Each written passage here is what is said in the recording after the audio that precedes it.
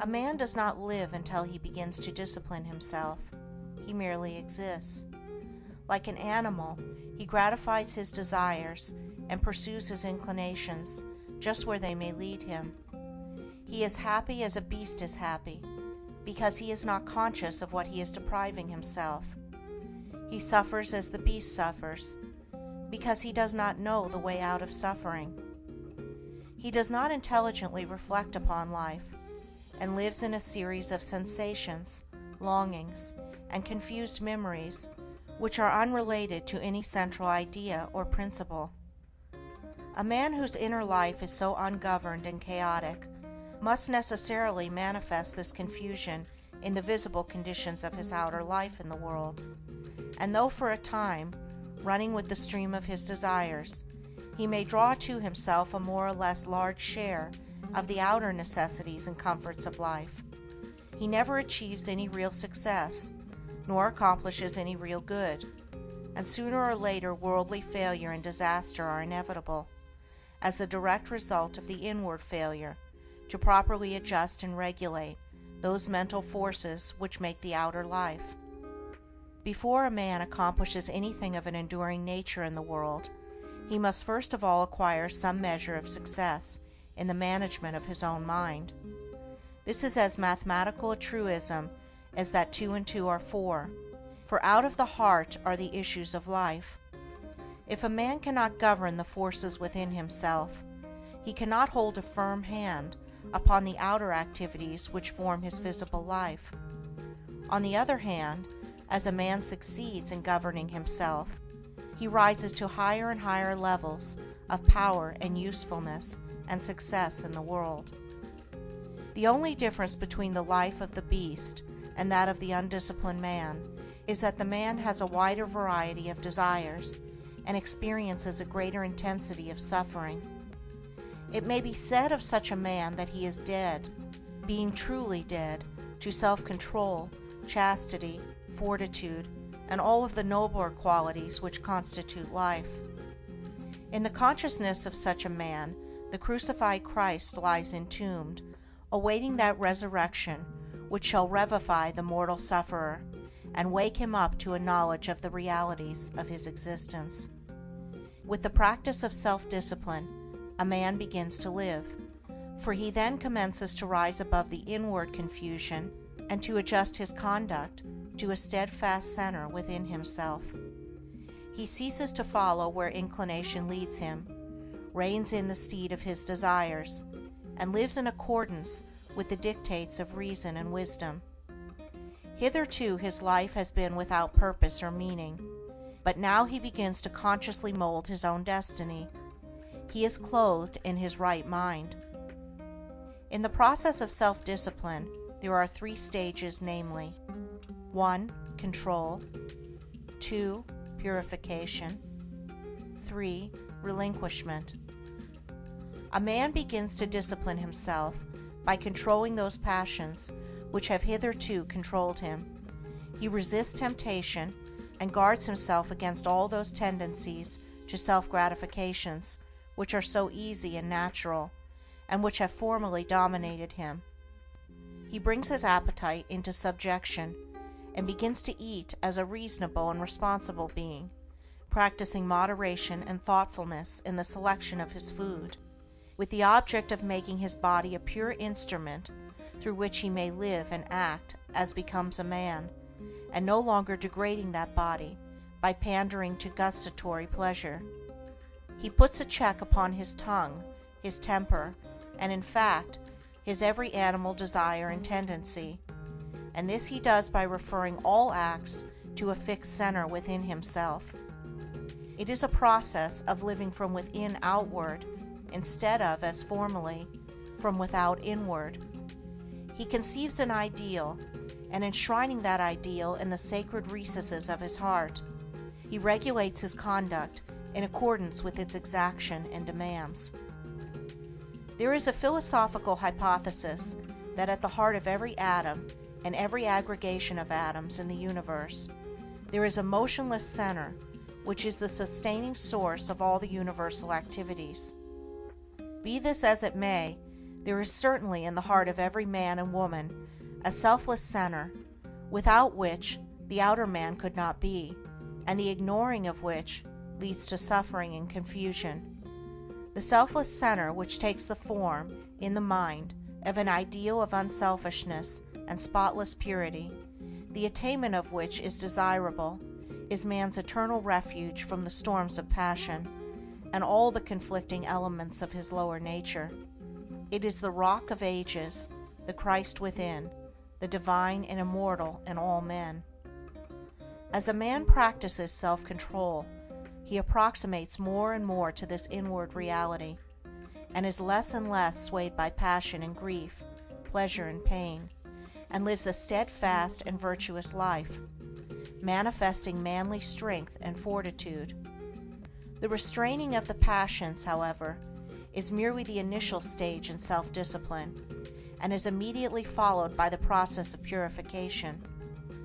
By this a man so purifies himself as to take passion out of the heart and mind altogether, not merely restraining it when it rises within him, but preventing it from rising altogether.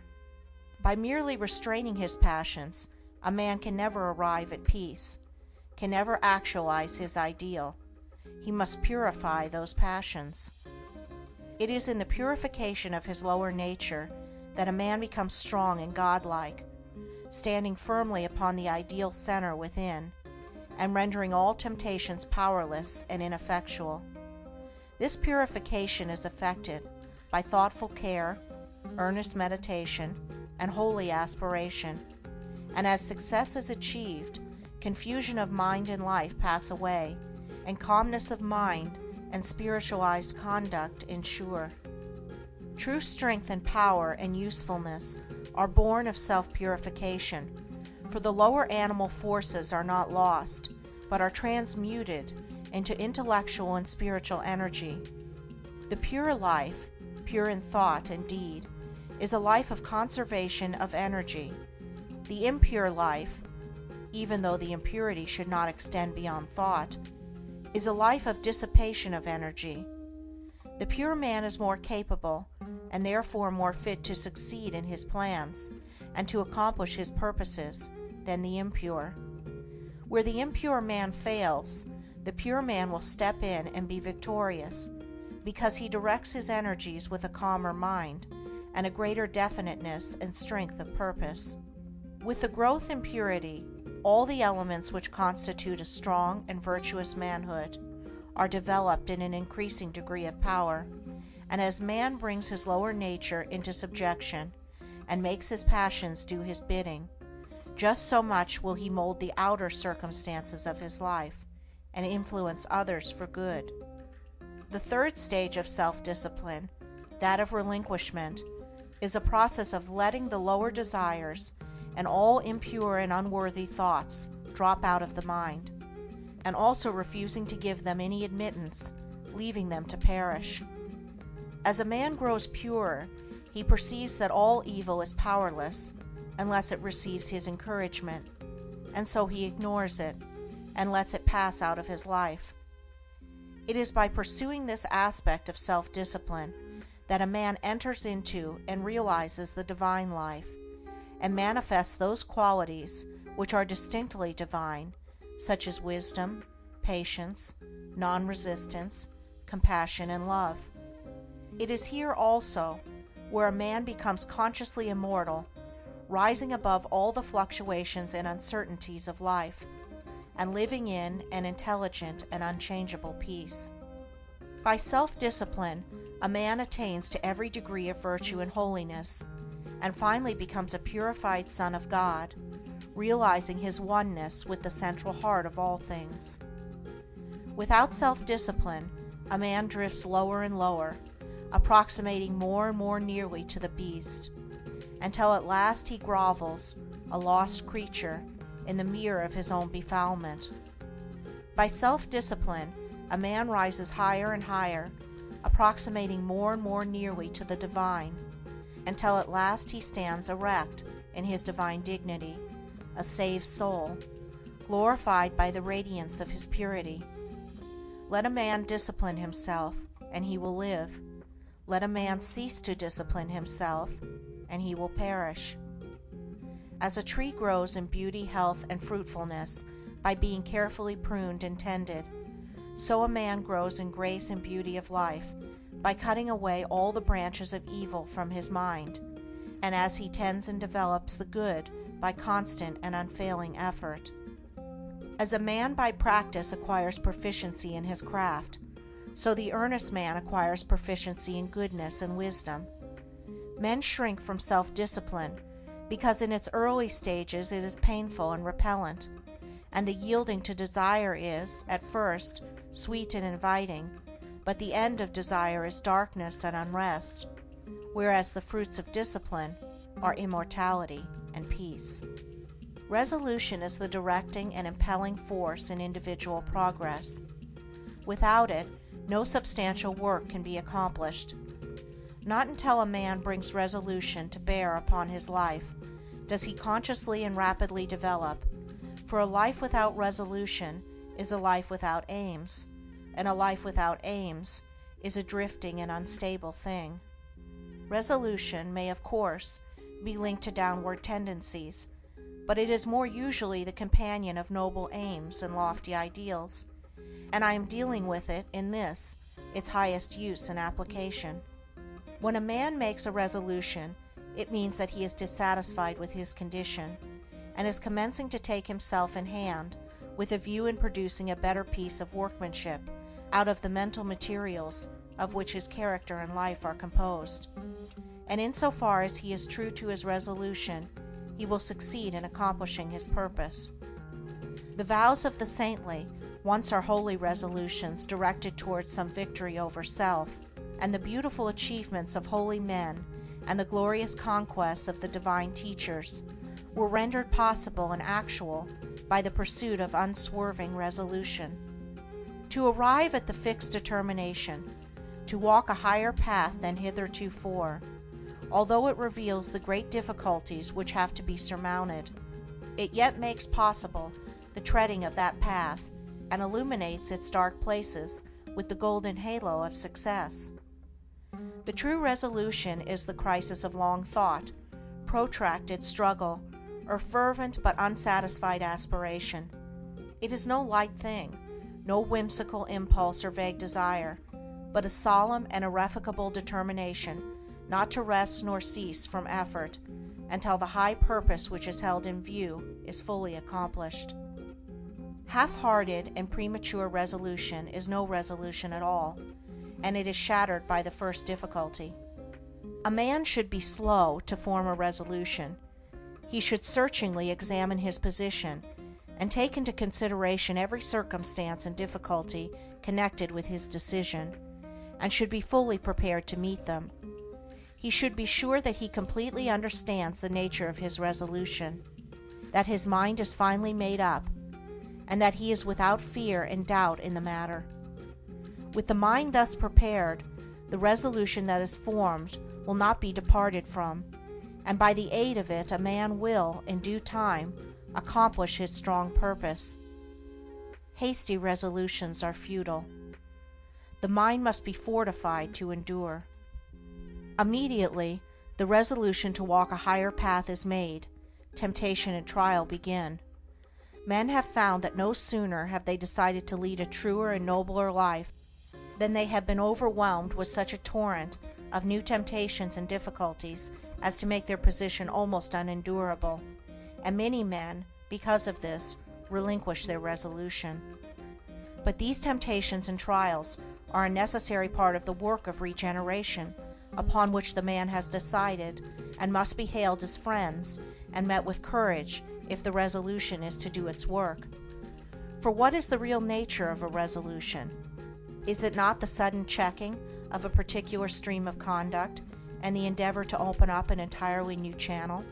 Think of an engineer who decides to turn the course of a powerfully running stream or river in another direction. He must first cut out his new channel, and must take every precaution to avoid failure in the carrying out of his undertaking. But when he comes to the all-important task of directing the stream into its new channel, then the flowing force, which for ages has steadily pursued its accustomed course, becomes refractory, and all the patience and care and skill of the engineer will be required for the successful completion of the work. It is even so with the man who determines to turn his course of conduct in another and higher direction.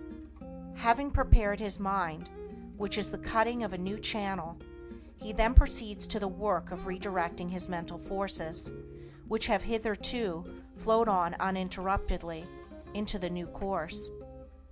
Immediately this is attempted, the arrested energy begins to assert itself in the form of powerful temptations and trials, hitherto unknown and unencountered. And this is exactly as it should be. It is the law, and the same law that is in the water is in the mind. No man can improve upon the established law of things, but he can learn to understand the law instead of complaining and wishing things were different. The man who understands all that is involved in the regeneration of his mind will glory in tribulations, knowing that only by passing through them can he gain strength, obtain purity of heart, and arrive at peace. And as the engineer at last, perhaps after many mistakes and failures, succeeds in getting the stream to flow on peacefully in the broader and better channel, and the turbulence of the water is spent, and all dams can be removed, so the man of resolution at last succeeds in directing his thoughts and acts into the better and nobler way to which he aspires, and temptations and trials give place to steadfast strength and settled peace. He whose life is not in harmony with his conscience, and who is anxious to remedy his mind and conduct in a particular direction, let him first mature his purpose by earnest thought and self-examination, and having arrived at a final conclusion, let him frame his resolution, and having done so, let him not swerve from it. Let him remain true to his decision under all circumstances, and he cannot fail to achieve his good purpose, for the great law ever shields and protects him who, no matter how deep his sins or how great his many failures and mistakes, has, deep in his heart, resolved upon the finding of a better way, and every obstacle must at last give way before a matured and unshaken resolution.